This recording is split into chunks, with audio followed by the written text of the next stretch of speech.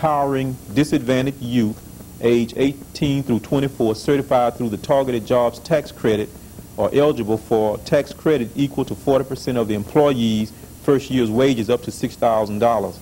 Employers contact the Alabama State Employment Service about the targeted jobs tax credit program. Mr. Garden, thank you for coming out tonight to give our audience information on the recertification process with the governmental donated food, better known as the commodities food.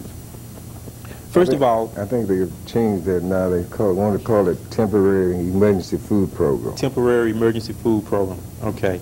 First of all, who is eligible for the temporary emergency foods, which many people know as commodity foods, and then some people they call it the cheese and the butter program. But who is exactly eligible for these particular foods? Now, persons who are eligible for the commodity food or temporary emergency food program are those people who are below the government poverty line. Now, that poverty line is based on the amount of persons in a household, and it's based on 4 people. Now, a person who has one in the family, if he can make at least $581, and he would be eligible for the program. $581 a month? A month. Okay. So it's based on household size and income? Right. Okay. Now, there is a recertification process in effect now. How long has the certification card system been in effect, and why was it implemented? Now, the card system has been in effect now 1 year. Now, because of the accountability for the program, we had to put this in.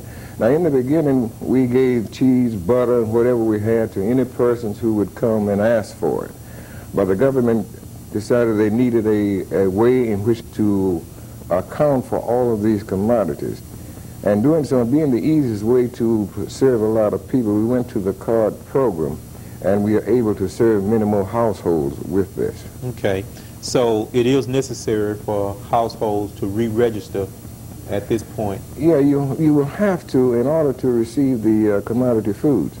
Now, we have had a registration program going on for 5 weeks now, and it will terminate around the 7th and 8th of January prior to a distribution, because we're looking to have a distribution in the middle of January. Okay. Now, persons who do not have cards will not be served. So it is imperative that a person recertify, say, by Thursday, Wednesday, and Thursday. Wednesday and Thursday this week. And we have another problem we have, and now we have a lot of people who have recertified, but they haven't picked up their cards. So those who have recertified, they need to pick those cards up, because if you do not have those cards, it would be impossible for us to serve you. Okay. If there are people who are listening in who may have been receiving the commodities in the past and they want to register for the program, what documents would I be required to have if I wanted to re-register? Now, if you want to re-register or either register for the first time, the only thing that we require is that you have your Social Security card. And if you have your Social Security card, all you have to do is declare how much you make. Now, you don't have to prove this, because we're going to take you at face value. If you say you make a certain amount, we're going to take that, because we are relieved of the responsibility the minute that you sign this declaration. So we will not question that. But the most important thing that you must have is your Social Security card. Must have a Social Security card. And where would a person go to register for the commodity foods program? At this particular time, you go to the sites where you've previously picked up your foods. Now, you go there and you can register on these Wednesdays and Thursdays. Now, after the Wednesday and Thursday of January 7th and 8th, then we will direct you to come to Langham Auditorium in Pritchard, where we will have registration for all people. Now, if you do not get in on this registration between Wednesday and Thursday this week, you will have to come to Langham in order to register. Okay. And what if there are people who are eligible for the program and they may have a physical handicap and they can't come through the site to register? What have you all set up for those people? We encourage these people to get one of their friends to bring their credentials to us, and we will fill out the application. They can take it back to the friend and have it signed, and we'd be too glad to give them the cards. We know that some people cannot make it out, so we made this provision for them. Okay. Why and many people who receive the commodities and some who don't receive the commodities, we get a lot of questions. People ask, why aren't the commodities, and I'm still calling them commodities. I'm from the old days, Mr. Gordon, with that. Why aren't the commodities distributed here in Mobile County every month? Basically, the state went on this type of program to distribute every other month because of the fact that it causes such a burden on the individuals giving this food out each month. And they said that they're going to buy monthly, so we in turn could reach more families like this. Okay, and just to clarify, that the people that distribute the commodities, these are these employees of Community Action, or who actually distributes the commodities here in Mobile County? Now, the program would not be able to operate if it were not for volunteers.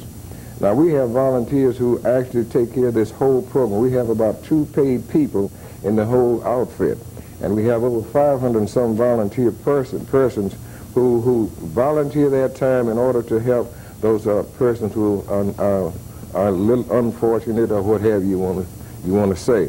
And the program could not operate without them. Okay. And the next most asked question when it comes to the temporary emergency food program, the commodity foods program, is why don't people get every product that's issued each time there's a distribution? Sometimes a person may get cheese and butter and rice, and you may see other people going to sites and they may get cheese, butter, rice, flour, and some other donated food. Why don't everybody get each food product at a distribution? The reason for this, now, we do not get these in equal proportions. So what we try to do, in order to reach as many persons as possible, we try to spread it out over the 52 sites that we have. Therefore, it makes it kind of short for some people. Now, maybe one may get 100 this time and then another will not get it. It's because we don't have enough to go around.